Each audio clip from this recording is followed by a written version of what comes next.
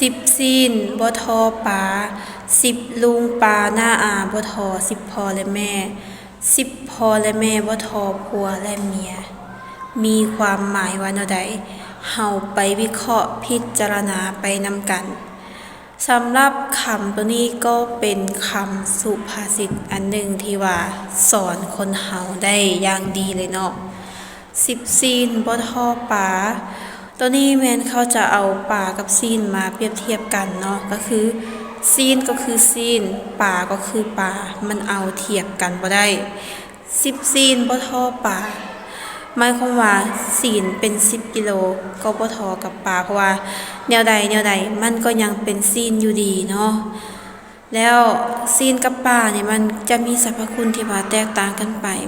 ศีลจะเป็นอาหารที่ว่าให้พลังงานสูงเนาะแต่ว่ามันค่อนข้างจะ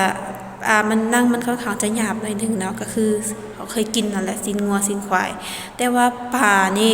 ปลาเป็นสัตว์น้ำเนาะเป็นสัตว์ที่ว่าอยู่ในน้ำแล้วมันก็ให้พลังงานคือกันเนาะคือเราจะเคยได้ยินว่าคันว่าผู้ใดอยากฉลาดแม่นให้กินปลาเนาะแล้วอีกอย่างนึงปลาก็คือเป็นอาหารชนิดนึงที่ว่ามันย่อยสลายได้ง่ายหั่นน่ะแบบก็คือเนื้อปลามันค่อนข้างจะอ่อนแม่นบ่ทุกคนแล้วเวลาที่ว่าเขากลืนลงไปกินลงไปหั่นน่ะมันก็จะย่อยสลายได้ง่ายบ่เฮ็ดให้เฮาแบบเสี่ยงต่อการเจ็บกระเพาะหรือว่าเจ็บท้องอีหยังต่างๆไปเนาะบัดนี้10 ลุงป้าน้าอาบ่ทอพ่อและแม่เนาะสำหรับลุงป้าน้าอาก็คือเป็นพี่น้องเนาะเป็นลูกพี่ลูกน้องของพ่อของแม่เฮานั่นแหละก็แม่นอยู่เนาะเฮาเป็นพี่น้องกันเป็นวงคณะญาติหรือว่าวงตระกูลเดียวกันแต่ว่าจังใดเนาะเขาก็บ่หวังดีและฮักเฮาหั่นน่ะเท่ากับพ่อและแม่ของเฮาเนาะเพราะว่าพ่อแม่ของเฮานี่เป็นผู้ที่ว่าให้กำเนิดเฮานอกจากให้กำเนิดเฮาแล้วยังเฮ็ดหยังอีกยังให้การเลี้ยงดูตั้งแต่น้อยจนเฮาใหญ่จนเฮาสามารถดูแลตัวเองได้แล้วพ่อแม่เพิ่นก็ฮักเฮาหลายเนาะฮักได้ให้ชีวิตแล้วก็ฮักเฮาเท่าชีวิตแม้แต่ชีวิตของเพิ่นก็ยังแลกกับเฮาได้เนาะอันนั้นก็คือระหว่างพ่อแม่กับลุงป้าน้าอาวันนี้10 พ่อและแม่บ่ทอผัวและเมียเนาะคือเว้าไปแล้วเมื่อกี้นี่ว่าพ่อแม่หั่นสำคัญเป็นผู้ที่ว่าให้กำเนิดแล้วก็ให้การเลี้ยงดูเฮ็ดทุกอย่างเพื่อเฮาจนว่าเฮาใหญ่จนว่าเฮาสามารถดูแลตัวเองได้แต่ว่าเมื่อเฮามาฮอดวัยที่ว่าเฮาสร้างครอบครัวไปมีผัวไปมีครอบครัวหรือว่าไปมีเมียเป็นของตัวเองหั่นน่ะฉะนั้นเนาะในการที่ว่าจัดลำดับความสำคัญมันจะเปลี่ยนไปเพราะว่าหยังเพราะว่าผัวและเมียนั้นแม่นคู่ชีวิตของเฮาเป็นผู้ที่จะอยู่นำเฮา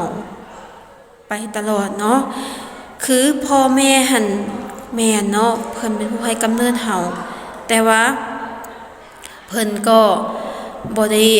สิว่าแนวใดดีเพิ่นก็บ่ได้อยู่นำเฮาไปตลอดเนาะมื้อใดมื้อหนึ่งเพิ่นก็ต้องจากเฮาไปแต่ว่าผัวก็คือเป็นคู่ชีวิตของเฮาจะต้องอยู่นำกันไปจนไปจนตายสิว่าไปจนตายมันก็บ่เชิงเพราะว่าสมัยปัจจุบันนี้เฮาจะเห็นว่าหลายคนหลายคู่คือแบบเอากันแล้วก็ยังอย่าห่างกันได้สินะเนาะแต่ว่าทั้งนี้ทั้งนั้นคู่ชีวิตก็คือเป็นคู่นอนแล้วก็คู่สร้างคู่สาของเฮานอนนำกันทุกมื้อทุกคืนซะเนาะทุกคืนตื่นขึ้นมาก็เห็นหน้ากันก่อนสินอนก็เห็นหน้ากันไปแล้วเฮาก็ยังจะต้องได้สร้างได้สานำกันไปจนแก่เฒ่าไปสมมุติวันดีคืนดีเนาะเฮามีลูกเนาะเขามีลูกเขาเลี้ยงเขามาใหญ่เขามามื้อใดมื้อนึงถ้าเขาใหญ่เติมใหญ่ได้มาเขาดูแลตัวเองได้เขาก็ต้องไปมีชีวิตเป็นของเขาแล้วเวลาที่เฮาเจ็บเป็นเนาะตัวอย่างว่าอันนี้เว้าไปแบบ